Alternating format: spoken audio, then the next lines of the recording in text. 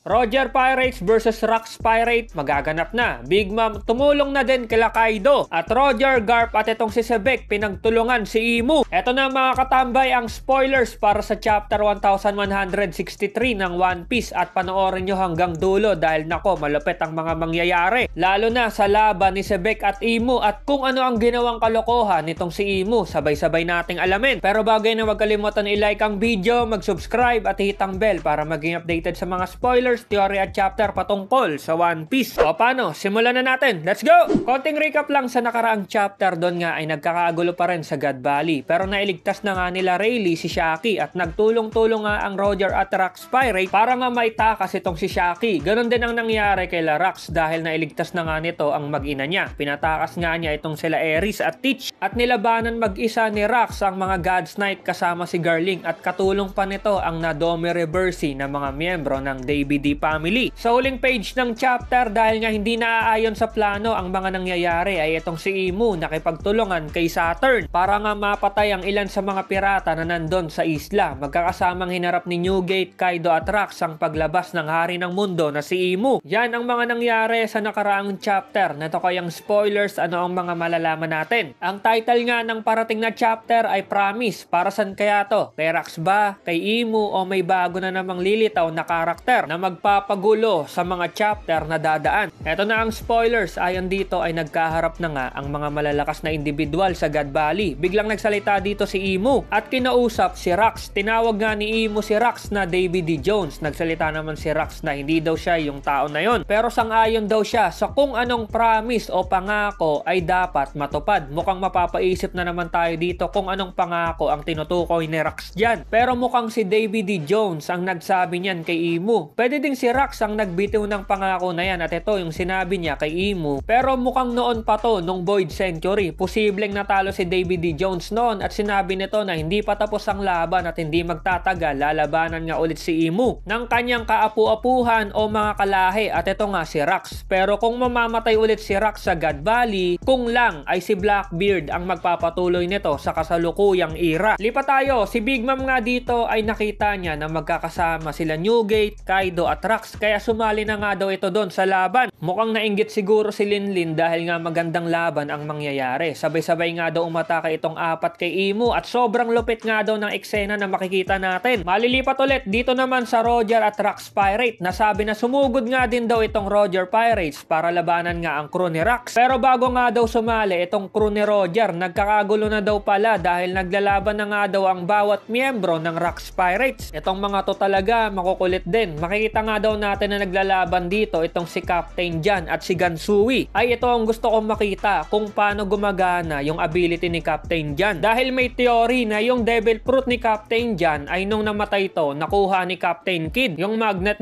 makikita nga natin kung gaano kalakas si Captain Jan ngayon. Lipat ulit tayo doon sa main event. Habang nilalabanan nga nung apat itong si Imu ay napansin na nila Roger at Garp ang nangyayari doon. Syempre sabik din sa laban itong dalawa at malamang curious ang mga to sa kung anong nilalang yung nagpalabas ng ganong kalakas na Conqueror Saki. Kaya yon sumali na nga din daw itong si Garp at si Roger para nga labanan si Imu. Itong anim na malalakas na taong to, inatake ng sabay-sabay ang halimaw na demon na si Imu. Makikita nga din daw natin sa epic double page ang mga atake nitong si Rax, Garp, Roger, Kaido, Whitebeard at Big Mom. Pinakita ng mga to ang kani-kanilang malalakas na atake at pinadama yon kay Imu. Gaano kalupit tong eksena na to? Abangan natin yan, nako po. Pero pagkatapos nun ay ito na nga, umatake man sila ng sabay-sabay ay parang hindi nga masyadong umepekto yon kay Imu. At nakarecover nga daw agad itong si Imu. Sa huling page ng chapter ay ito na ang sinasabi ko kanina na may plano si Imu. At tama tayo sa teorya natin. Matagal ko nang sinasabi to simula nung ginamit ni Imu o ni Gunko ang Dome Reversi sa Elbap. Pagkatapos nung atake nitong malalakas na taong to, ang ginawa ni Imu, ginamit niya yung Dome Reversi dito sa idol nating si Rax at inutusan niya si Rax na patayin yung pamilya nito. Nako po, yari na. End of the chapter. No break next week. Okay, isang malupit na spoilers ang nakita natin at abangan natin yung chapter na parating dahil puro bakbakan talaga ang mangyayari. Yung inaantay nating mga laban sa God Valley, magsisimula na at sumali na sila Roger at Garp. Itong mga to ang gusto kong makita na lumaban kay Imu. Kasama pa si Rax. Kaso nga nga lang yun nga, madodomi reverse si Rax at nagkaroon din ng talagang meaning ang kwento ng God Valley. Dahil ito ang dahilan kaya nagtulong itong si Garp at Roger para labanan si Rax base na rin sa kwento nun ni Sengoku. Exciting na ang mga eksena at marami pa ang mangyayari. Abangan natin yan mga katambay. Salamat sa pagnood at see you sa next video. Over and out!